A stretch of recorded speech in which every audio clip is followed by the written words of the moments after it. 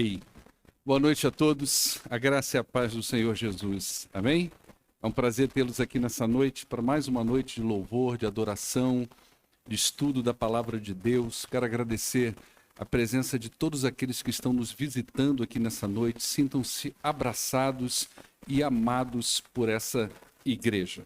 Queridos, antes da gente começar na palavra, deixa eu dar alguns anúncios importantes. O primeiro deles é que no próximo domingo vai ser um domingo um pouco diferente, vai ser a abertura do culto da família. E nós vamos fazer isso lá na quadra do Sim de Bola. Onde é que é isso? A gente já fez 3 cultos nessa quadra. Você que não conhece, você sai aqui pela mesma calçada da igreja, que você virar à direita na rua Coronel José Inácio, se eu não me engano é o nome dessa rua aqui. Você vai andar uns 500 a 600 metros, do teu lado esquerdo você tem uma quadra ali do sindicato, do lado daquela radiodifusora, nem sei se é mais ali ainda, tá ok? É ali ainda? Então ali você tem uma quadra e ali vai ser o nosso culto no próximo domingo, manhã e noite. De manhã nós não teremos escola bíblica, será um culto que nós vamos ter um café da manhã, das 8h30 até as 9h40 e depois sim o culto. Obrigado aí, Davi. Então, você é nosso convidado. Esse café da manhã é importante, não que você, se chegar de mão vazia, você não vai tomar café, não é por aí, né? Mas se você puder trazer alguma coisa, um pão, um queijo, uma manteiga, ou qualquer coisa que você puder para compor a mesa lá, vai ser bênção. Ele só vai durar de 8h30 da manhã até as 9h40. Está aqui a quadra, um dos cultos que a gente já fez lá. Então, vai ser bem interessante. Vai ser de manhã e de noite. Para ajudar você no desenvolvimento espiritual da sua casa, nós adquirimos essas revistas da Junta de Missões Nacionais. A revista ela tem devocionais para 31 dias de oração pela família. Então você pode abrir lá na sua casa, tem aqui uma devocional, texto bíblico, né? E tudo que você precisa aqui para ter um momento espiritual com a sua família. Nós queremos dar isso para você. Então quando você sair daqui, quando você for embora, você vai passar ali, os introdutores vão dar um por família, tá ok? Então você pega lá o seu, já começa a partir de domingo que vem, há um momento de espiritualidade na sua casa, reunir a sua família para orar, para interceder uns pelos outros. Eu tenho certeza que Deus vai abençoar a sua casa. O aniversário da nossa igreja, ele será... Obrigado, Vitor. Você jogou bola ontem? Que bom. Eu já comprei meu tênis, tá? Deixar o convite para o pessoal da igreja. Rapaziada, pode jogar? Então, gente, nós temos um time aí que se reúne nos sábados, né? Você pode. Ontem o jogo foi lá no SESI, né? Você pode ir lá. Alexandre tá jogando? Foi lá ontem? Mas tem que ir, filhão. Tem que ir, tá certo? Eu vou comprar meu tênis, mas também não sei se vou.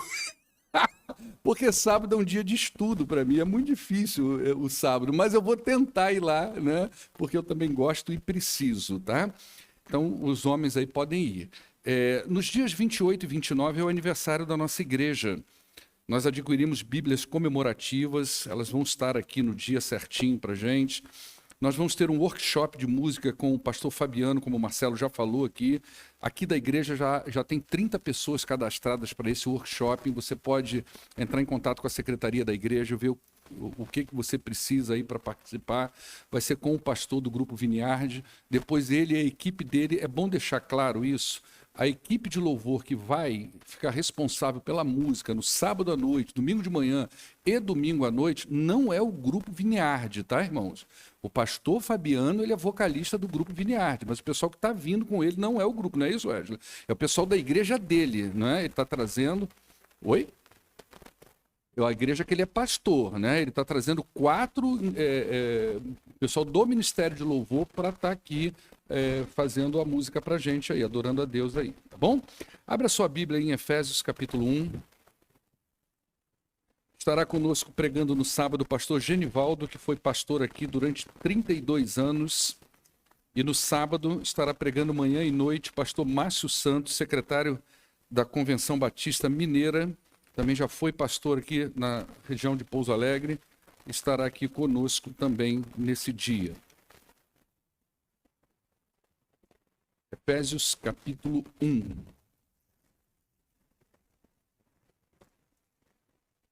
versos 13 e 14.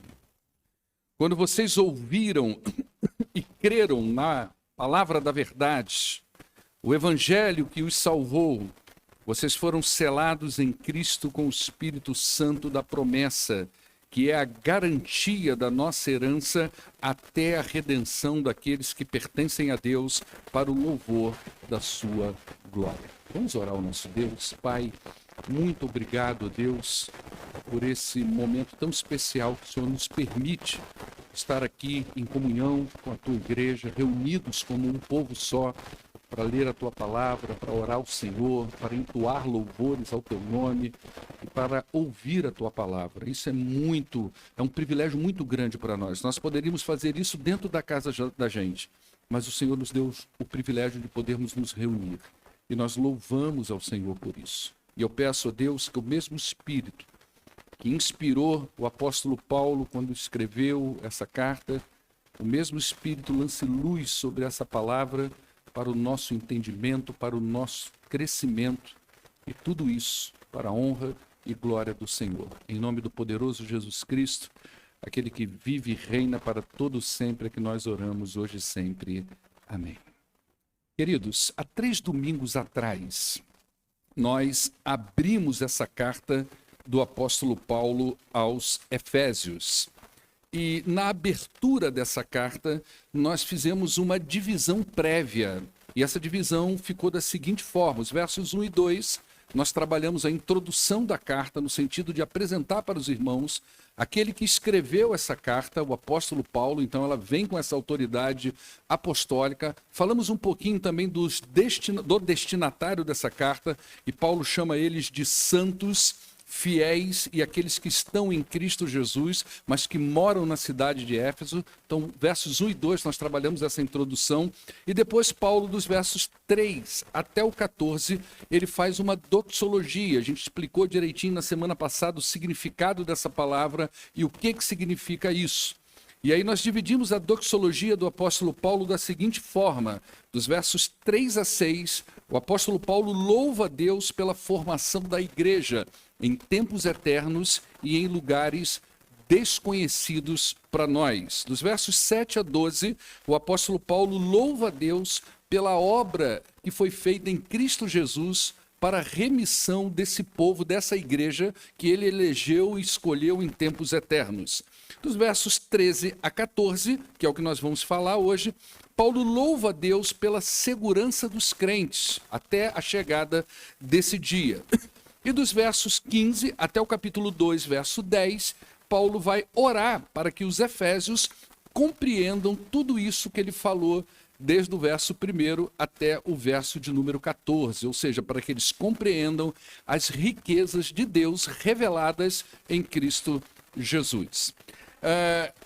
Hoje a gente está trabalhando justamente o miolo dessa divisão. A gente está aí no finalzinho do verso da doxologia do apóstolo Paulo. Nós vamos trabalhar nos versos 13 e 14.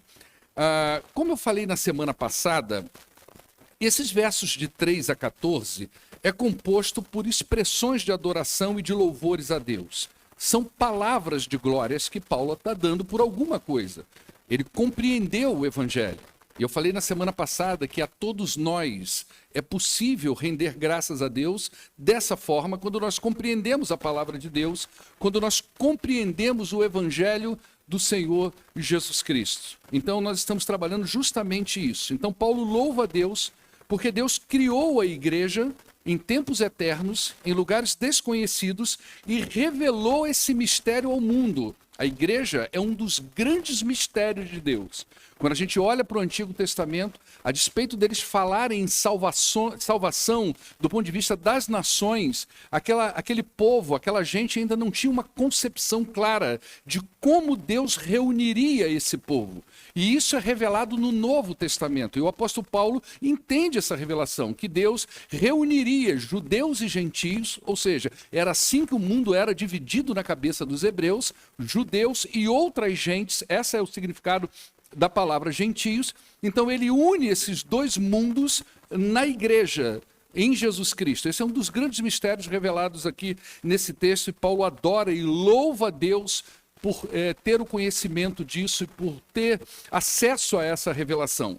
Paulo também louva a Deus pela obra de Cristo em remir esse povo que vai fazer parte dessa igreja. E ele louva também a segurança que o Espírito de Deus dá ao crente em relação à sua salvação. Ou seja, o crente, a despeito dele ter um encontro pessoal com Jesus Cristo e dele ter aí a certeza da sua salvação, ele não é arrebatado, ele não é transladado. Nós continuamos no mundo, nós continuamos a viver aqui. E o Espírito de Deus, então, vai nos dar toda a segurança para que nós consigamos chegar, de fato, a esse lugar que Deus planejou para o seu povo. Ou seja, Paulo louva a Deus pela obra do Pai, ele louva a Deus pela obra do Filho e ele louva a Deus pela obra do Espírito. Hoje nós vamos falar sobre a obra do Espírito nesse texto. Por que que Paulo está louvando a Deus por aquilo que o Espírito faz? Por que que ele está fazendo isso? O que que o Espírito faz aqui na concepção de Paulo que gera nele esse sentimento de adoração e de gratidão a Deus? E para a gente entender isso, a gente precisa levar em conta duas expressões que existem aí dos versos 3 até o 14. Nós vamos levar em conta duas expressões que elas são muito fortes no Antigo Testamento.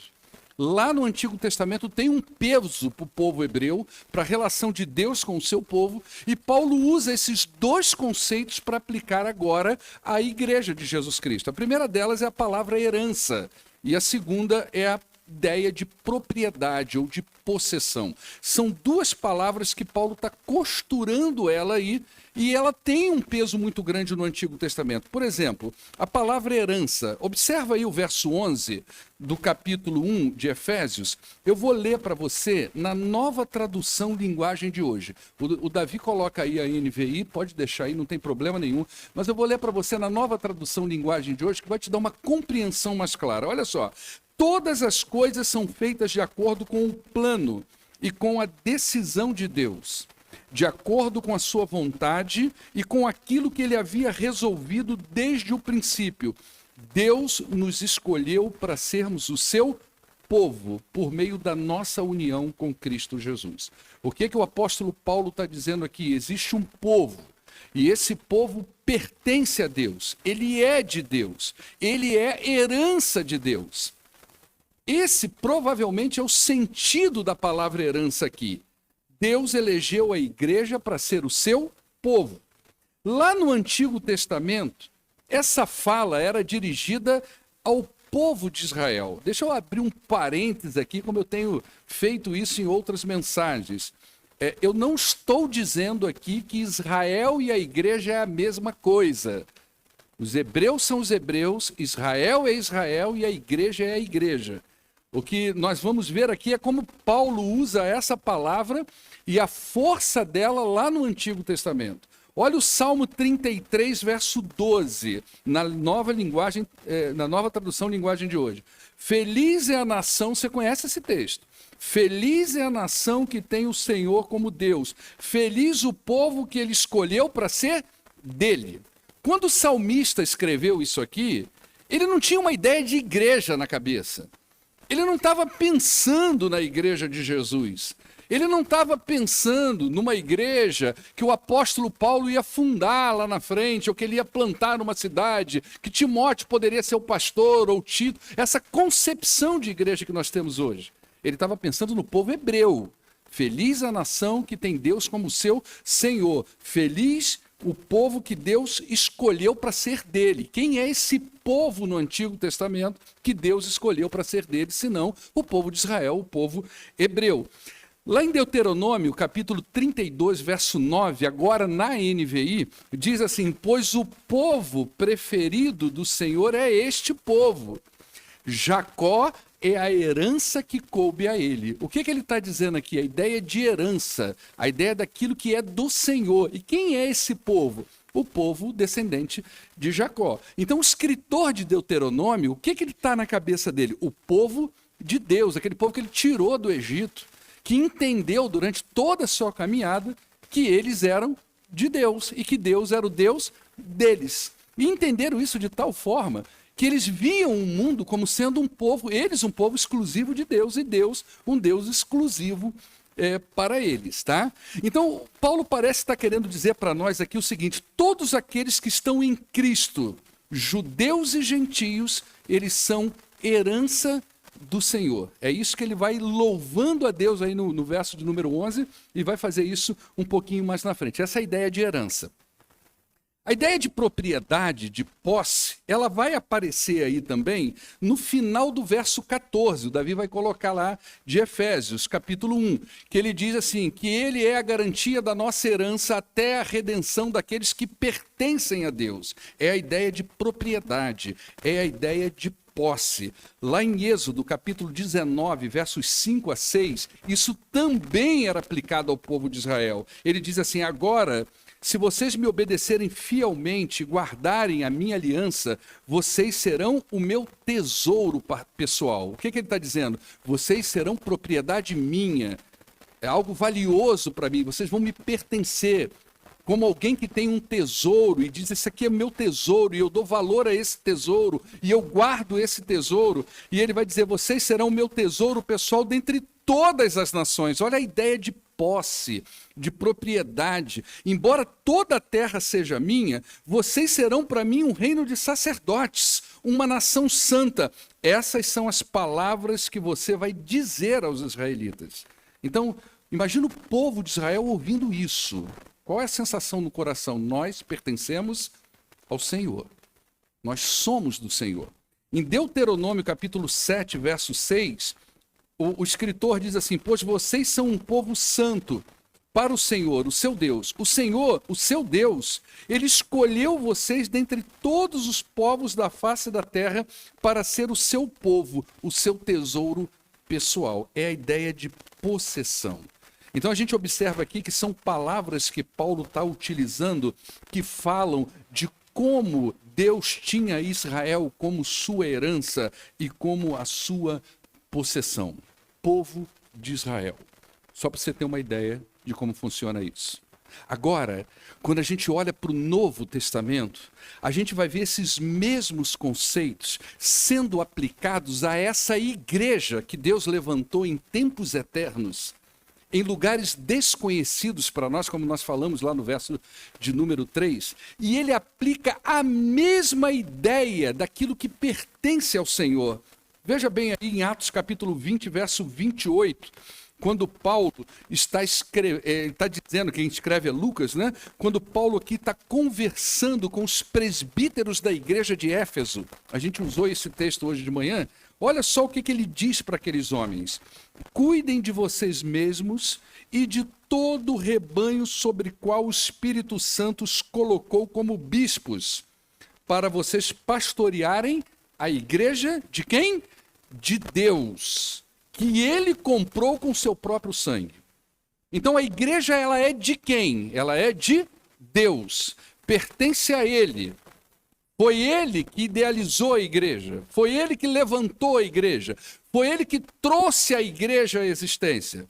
Então uma igreja, como eu falei na semana passada, ela não começa quando alguém decide reunir 2, 3, 4 crentes e de repente aquele grupo vai crescendo e crescendo e nós vamos alugar um lugar e colocar uma placa. Opa, nasceu uma igreja. A igreja não nasce ali. E ela também não acaba quando por algum motivo esse grupo não deu certo e entendeu que deve fechar aquele espaço.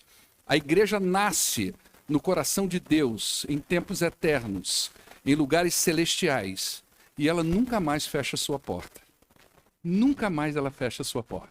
Ela vai adentrar a eternidade de Deus, e lá nós vamos viver com o Senhor, e Ele será o nosso Deus, e nós seremos o seu povo. Esse dia vai ser maravilhoso, onde nós vamos viver juntos, todos os santos, todos os salvos, de todos os tempos, como um só povo. E talvez nesse dia, eu e você, vamos entender o pleno conceito, a plena definição, da dimensão do que é a igreja do Senhor Jesus Cristo.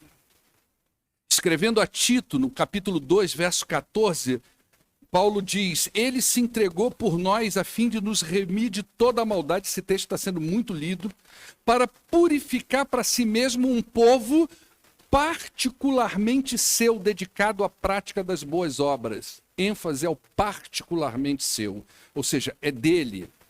pertence a ele, ele comprou com preço de sangue, saiu do coração dele, e agora ele vai aplicando esses conceitos à igreja. 1 Pedro 2,9, olha o que ele diz. Vocês, porém, são geração eleita. Pedro escreveu essa carta para várias igrejas da Ásia Menor. Essa carta foi uma carta circular. Então, muita gente que reunia em igrejas, casas, comunidades cristãs, leram isso aqui. Vocês, porém, são geração eleita, sacerdócio real, nação santa, povo exclusivo de Deus para anunciar as grandezas daquele que chamou vocês das trevas para a sua maravilhosa luz. ênfase na palavra particularmente seu.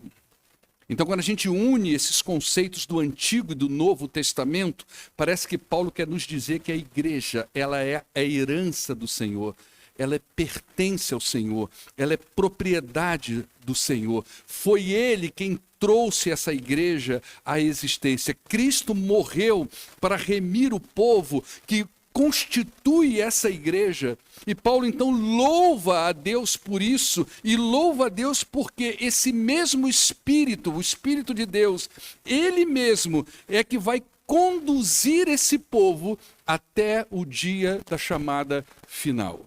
Porque senão a gente não se sustenta nesse lugar. Nós precisamos desesperadamente do Espírito. A obra do Espírito é Deus atuando no meio da igreja. É Deus trabalhando na vida das pessoas. É Deus trabalhando na vida das famílias da igreja. Essa é a obra do Espírito na igreja. Então a gente já sabe até aqui que a igreja pertence a Deus. Ela é sua propriedade, propriedade exclusiva. Mas essa igreja vem à existência, e Paulo vai dizer, por uma razão, a vontade de Deus. Deus deliberou no seu coração a existência da igreja. Foi por causa da vontade de Deus que a igreja veio a existir. O homem não teve parte nisso.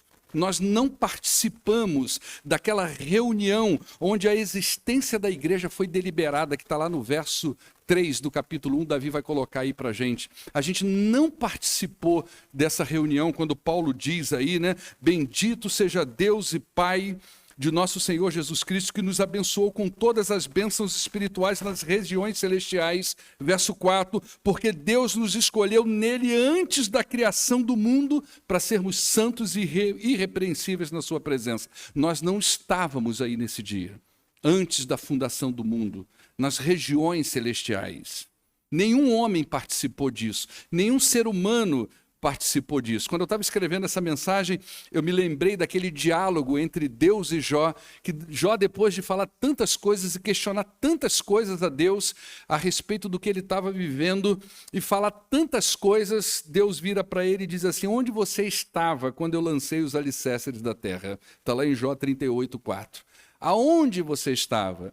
Me mostra a sua sabedoria, me mostra o seu conhecimento. Aonde você trava quando eu levantei todas as coisas? E essa pergunta poderia vir para nós: onde nós estávamos quando Deus trouxe à existência a sua igreja? A igreja levantou por vontade própria do nosso Deus. Por isso que ela nunca vai fechar as portas. Por isso que a igreja ela é indestrutível, ela é inacabável. Por isso que Jesus diz, com todas as letras, as portas do inferno, elas nunca prevalecerão sobre a existência da igreja, porque ela nasce no coração de Deus, ela é indestrutível. E é um privilégio para nós podermos fazer parte disso hoje aqui na Terra. É um privilégio para qualquer pessoa poder ser implicado com a igreja de Jesus Cristo. Não é só a ideia de você vir à igreja, mas a ideia de você ser implicado com isso que nasceu no coração de Deus e que veio à existência por vontade de Deus. Olha o que o verso 5 do capítulo 1 diz. Em amor, ele nos predestinou para sermos adotados como filhos por meio de Jesus Cristo, conforme o bom propósito da sua vontade. A igreja existe por causa da vontade de Deus. No verso 9, aí do capítulo 1, ele vai dizer que ele nos revelou o mistério da sua vontade, que é a igreja, de acordo com seu bom propósito que ele estabeleceu em Cristo. Vontade de Deus. Verso 11, nele nós também fomos escolhidos, tendo sido predestinados conforme o plano daquele que faz todas as coisas segundo o propósito da sua vontade. tudo é segundo a vontade de Deus. Então, Paulo está dizendo o seguinte, ele está dizendo que a igreja é possessão de Deus, que ela existe por causa da vontade de Deus, ou seja, a existência da igreja é atribuída unicamente à vontade de Deus, a quem ele pertence. A pergunta que a gente faz agora é o seguinte, até a gente chegar no porquê que Paulo está louvando pela obra do Espírito. Como uma pessoa entra nessa igreja de Deus? A igreja foi levantada por Deus na eternidade em tempos desconhecidos para nós. Ela existe por causa da vontade de Deus. Ela é família exclusiva de Deus. Agora, como é que a gente pertence a esse lugar? Paulo vai responder isso no verso 13. Olha o verso 13, o que diz. Quando vocês ouviram e creram na palavra da verdade, o evangelho que os salvou, vocês foram selados em Cristo com o Espírito Santo da promessa. O que Paulo está trazendo de informação para nós? O evangelho é o meio que Deus usa para chamar o seu povo. O evangelho, quando a igreja abre as suas portas e ela pega a palavra de Deus e prega o evangelho, o que é o evangelho? É a anunciação, primeiro, de um problema. Você tem um problema. Qual é o pastor? Mas eu sou uma pessoa saudável, eu estou de boa, eu pago minhas contas, mas você tem um problema. Existe um pecado. E ele está aí. E não tem a ver com o que você é, tem a ver com aquilo que foi feito lá no Éden. Não tem a ver com a sua vida hoje. Tem a ver com coisas que você também não estava presente no dia, mas que atingiram a sua vida.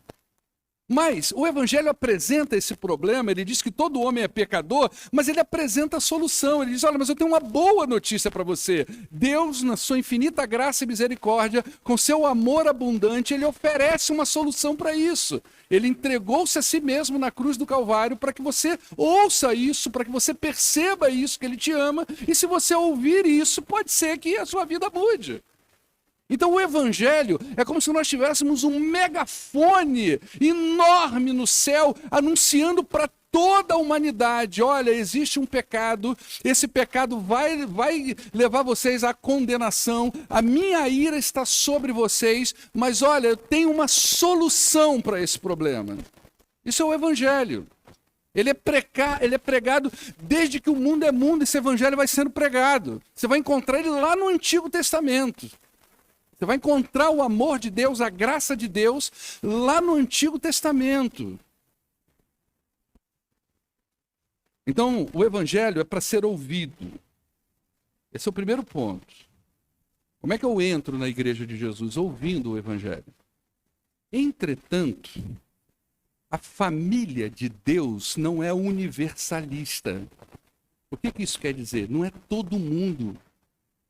Infelizmente, é uma coisa estranha de se falar, mas não é. E se fosse todo mundo, Jesus não precisava nem vir para você.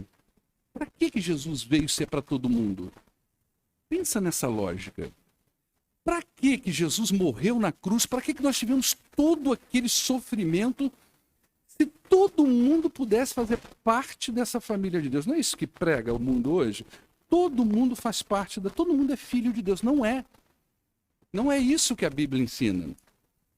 Então, ele vai dizer, nele, quando vocês ouviram e creram em Jesus Cristo. E creram em Jesus Cristo. Presta atenção no que eu vou te dizer. O evangelho é pregado no mundo inteiro. Muita gente ouve o evangelho. Na minha casa, na sala da minha casa, eu tinha aqueles canais pagos, mas eu tive que cortar, né, por questões... Transformei em tijolo. Falei, é mais rentável, né? Muita cultura inútil, vamos transformar em tijolo. Então eu fiquei com um canal só de televisão. Adivinha qual é, irmãos? É esse mesmo. Eu fiquei só com a Rede Globo. Já não via a Rede Globo, sei lá, 4 anos que eu não via. Nem conhecia mais as pessoas. Mas só tem ele, não pega outra coisa. Só lá no meu quarto tem uma televisão que eu comprei uma antena com o irmão Anésio ali. Né? O irmão Anésio tem uma antena poderosa, lá pega 4 canais. A dele é poderosa. E é interna. A minha, que é externa na sala, só pega um canal. Né? Por incrível que pareça, nós passamos um final de semana de carnaval. Né? Escolas de samba desfilando, eu estou vendo lá reportagem no jornal, aquela coisa toda e tal. E você vê como que o mundo ouve o evangelho. Né? O carro alegórico que entra com Cristo Redentor. O outro carro alegórico veio com Cristo crucificado na frente. Só ouvi só um pedaço dele entrando assim na reportagem. Nossa, Deus, 2 vezes a presença de Jesus. De repente veio o Zé Pelinta, o Orixá, veio todo mundo junto. Mas estava lá. Por que a pessoa faz isso? Porque ela deposita a fé nesse Cristo que nós anunciamos. De alguma forma, de alguma maneira, ela ouviu o Evangelho. E ela deposita um tipo de fé mística, um tipo de fé religiosa nisso. E leva esse Jesus. Aquilo me deu uma dor no coração. Eu falei, nosso Deus, imaginar Jesus na avenida. Imaginar Jesus crucificado no meio de tanta coisa que não tem nada a ver com a palavra de Deus, não tem nada a ver com os céus, tem mais a ver com o inferno e com a terra do que com o céu. E está lá o nosso Cristo entrando. Não é? Esse é o Evangelho, as pessoas ouvem. Mas quando Paulo diz nele, quando vocês ouviram esse Evangelho e creram na palavra da verdade, esse Evangelho que salvou vocês, a crença no Evangelho aqui é uma coisa diferente. Não é uma crença apenas cognitiva. Não é uma crença apenas religiosa. Não é só isso, é uma coisa diferente disso. Se a gente pensar em crença, você tem uma ideia, existe uma ordem muito grande de anjos caídos que ao ouvirem qualquer coisa sobre Deus, eles estremecem porque eles sabem da existência de Deus. A Bíblia diz que os demônios, eles creem e tremem na presença de Deus, porque eles conhecem mais Deus do que nós. É estranho dizer isso para você, mas eu já disse aqui outras vezes, é capaz do diabo ter mais fé em Deus do que muita gente que está dentro da igreja. Ele conhece a ira de Deus, ele conhece o poder de Deus, e ele sabe o que esse Deus é capaz de fazer com o pecador. É complexo demais isso. Então, quando ele diz dessa crença, não é só essa concepção cognitiva da existência de Jesus, mas é transformação de vida. É transformação de coração. São vidas que passam a entender o seu estado e a confiar que Deus providenciou uma solução para o seu problema, uma solução que ele não conseguiria de nenhuma outra maneira. Deus precisaria fazer alguma coisa. E o que Deus fez foi entregar o seu filho na cruz do Calvário. Então, quando o sujeito entende isso, aí a transformação, a conversão, essa fé de entrega de vida. Então é assim que as pessoas entram na família de Deus. É assim que as pessoas entram na igreja de Cristo. Elas não entram na igreja de Cristo porque elas entraram nesse espaço.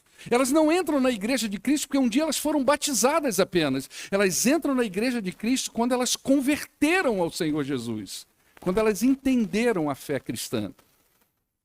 E é por essa razão que todos os domingos nós pregamos o Evangelho. E é por essa razão que todos os domingos nós abrimos a palavra de Deus, nós fazemos missões, nós criamos métodos de evangelização.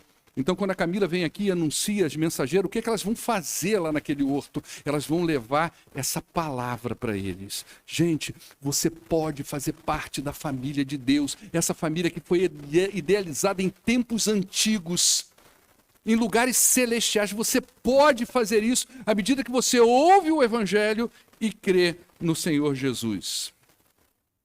Então, nós fazemos isso todos os domingos, o tempo todo, para que todo homem, em todo lugar, saiba que Deus tem uma família e que todo ser humano pode fazer parte dessa família pela fé em Cristo Jesus. Não uma crença intelectual apenas, mas uma entrega de vida ao senhorio do Senhor Jesus. Igreja é transformação de vida. É por isso que Paulo abre essa carta dizendo assim, olha, Paulo, apóstolo de Cristo Jesus, pela vontade de Deus, a quem? Aos seus destinatários. Quem são esses destinatários? Os santos, os fiéis, os que estão em Cristo Jesus e que moram lá na cidade de Éfeso. Isso é a família de Deus. Então nós já falamos que a igreja é a herança do Senhor, que pertence a Ele, que existe por causa da vontade dEle, e que para fazer parte dela eu preciso ouvir o Evangelho e eu preciso crer no Evangelho. É agora que entra a obra do Espírito. É agora que está a razão pela qual Paulo vai louvar a Deus nessa terceira parte da sua doxologia. É agora que ele vai dizer por que ele louva a Deus pela obra do Espírito. Né? Ele vai atribuir aqui 3 designações ao Espírito Santo de Deus. Primeiro, ele vai dizer que é uma promessa. Deus prometeu que daria o seu Espírito e fez isso. E ele fez isso no dia de Pentecostes. Então ele diz aí, o Evangelho que os salvou, vocês foram selados em Cristo Jesus com o Espírito da promessa. A igreja terrena, ela surge a partir do derramamento do Espírito, que também foi prometido por Jesus. Jesus diz, eu vou para o Pai, mas eu vou enviar para você o Consolador. Essa palavra Consolador, ela é debatida demais, é a palavra Paráclitos. Por que ela é debatida? Porque nós não temos no português uma palavra que pudesse condensar nela, abarcar todo o significado da palavra Paráclitos. Por isso que cada hora você vê uma tradução. É o Consolador, é o Conselheiro, é o Advogado. Cada hora aparece um nome no lugar do mesmo texto. Por quê? Porque é uma palavra muito aberta, que significa muita coisa e que nós não encontramos uma tradução que condense isso. Então tem gente, uma tradução que eu achei muito interessante, né, é que traz a ideia do Consolador como sendo um treinador que está do seu lado, como um coach mesmo, um treinador de esportivo, que está ali encorajando o seu atleta, que está ali exortando o seu atleta, que está ali consolando o seu atleta, amparando o seu atleta para que ele chegue ao final daquela corrida. Essa é a ideia. O Espírito Santo de Deus ele é dado até hoje a todo aquele que ouve e crê no Evangelho, e a partir do momento que nós recebemos esse Espírito, um presente gracioso de Deus, nós somos amparados, encorajados e exortados até nós chegarmos ao lugar que precisamos chegar. Então é o Espírito da promessa, que Deus prometeu já em tempos antigos, e que foi derramado sobre a sua igreja, lá em Atos capítulo 2, e que até hoje é dado a todo que abre o seu coração e crê na obra salvadora do Senhor Jesus Cristo. Ele diz que ele é selo também. Selo é a ideia de marcar uma propriedade, é minha. Ele já falou que é herança, ele já falou que é possessão. Como é que eu sei? É o selo. Naquela época lá, marcava o animal, marcava o escravo. Você já deve ter visto o filme antigo de escravo. Como é que você sabe que o escravo é daquela casa ali? Ele recebe uma marca. Tá? Hoje, né, a gente vê aqui no texto bíblico, o Espírito marca, mas não é por fora. Você pode escrever o que você quiser no seu corpo. Tem gente que rabisca o corpo todo com o texto bíblico. Já viu isso? Não é? Jesus é meu, eu sou de Jesus. Isso não tem nada a ver. A marca é no coração. Teve uma época que Deus falou assim para o seu povo, eu estou cansado de marcar o corpo de vocês. Era circuncisão. Então vocês devem rasgar não o prepúcio do órgão de vocês, não é a marca externa. Vocês devem rasgar o prepúcio do coração de vocês, é a marca interna. O que Jesus vem fazer na vida do salvo é aquilo que marca ele dentro do coração dele, na vida dele. Essa é a ideia do selo. Ele marca o coração daqueles que ouvem e creem na sua palavra. Ele diz também que o Espírito é penhor e garantia. O que isso quer dizer? No mundo antigo, um penhor ou uma garantia era como a primeira parte do pagamento de uma negociação. Igual você tem hoje, você vai comprar uma casa, você vai lá na Caixa Econômica, faz aquela negociação e vem a primeira prestação. Você pagou aquela ali, não é? Então você está assumindo um compromisso de que todas as outras prestações serão pagas. Esse é o compromisso que a gente assume quando faz esse tipo de coisa. Tá? Então, a primeira prestação no mundo antigo selava um contrato que previa o pagamento de todas as outras. O que Paulo está dizendo aqui para a gente? Ele está dizendo que Deus se compromete em levar o seu povo com segurança até o destino final. Isso é uma garantia. É isso que está movimentando a doxologia de Paulo.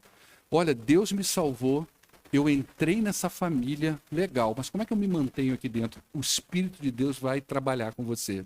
O Espírito de Deus vai sustentar você, ele vai encorajar você, ele vai exortar você, ele vai caminhar você nessa estrada perigosa até o dia final. Gente, isso é uma segurança incrível.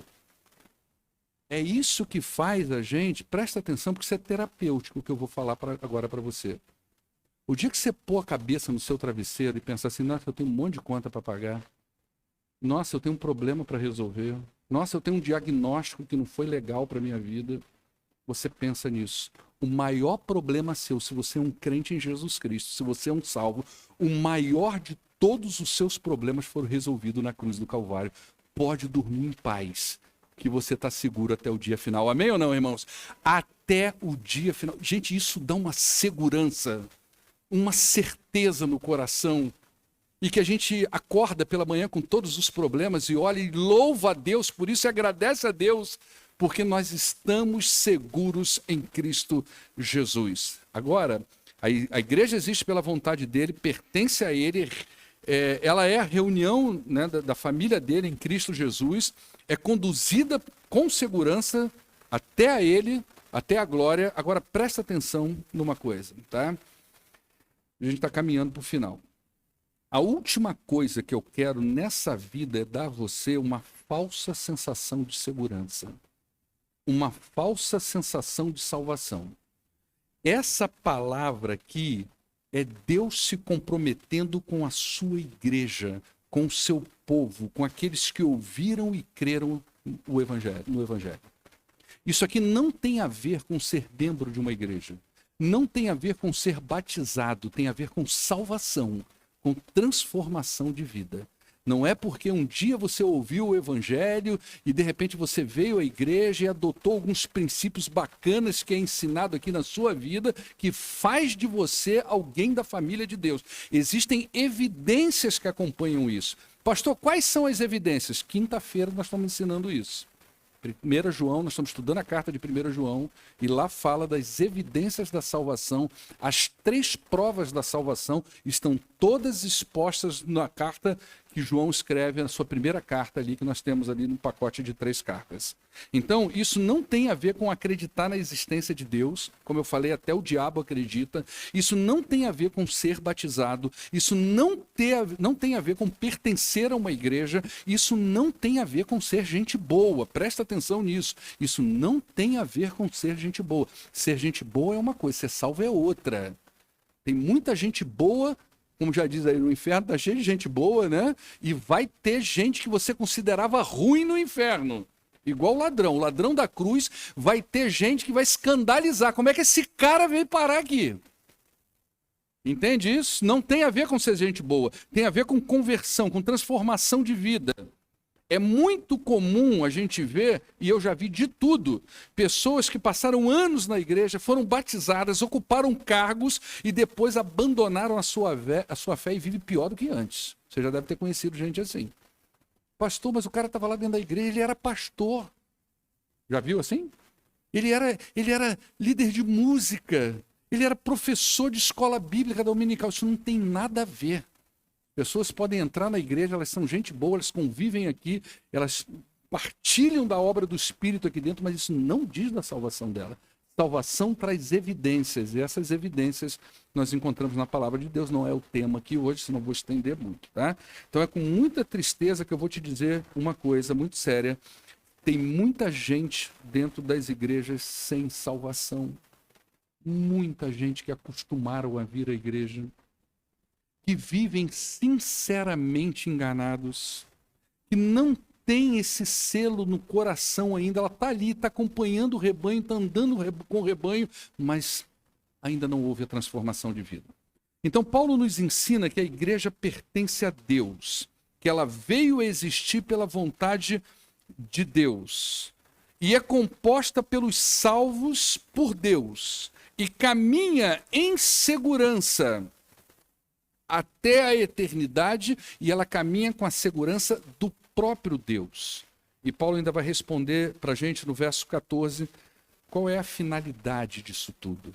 Por que Deus trouxe à existência a igreja?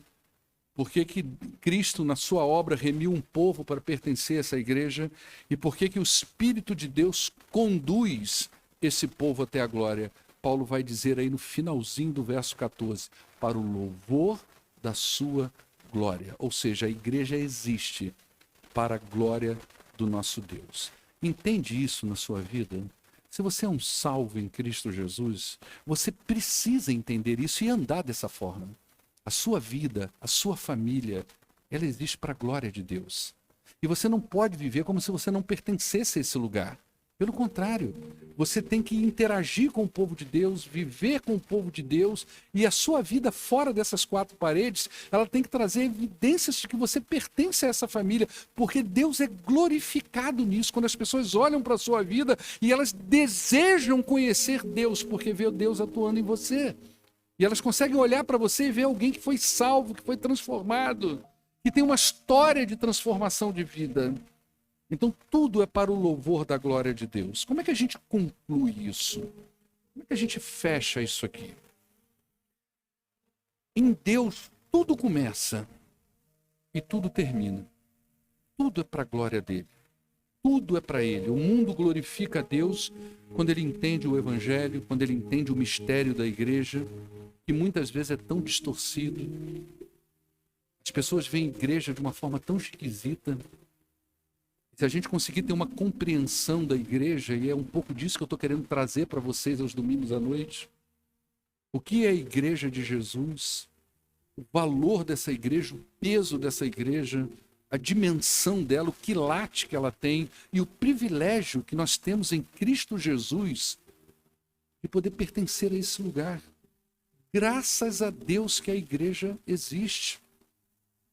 Mas hoje tão distorcido. Os valores do mundo, eles são egocêntricos.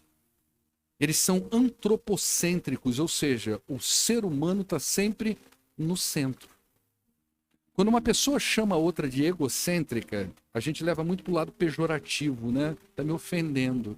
Mas você é egocêntrico quando toda a sua vida, o centro dela é você. Tudo é para você. Você busca Deus para você. Você vem para a igreja por causa de você.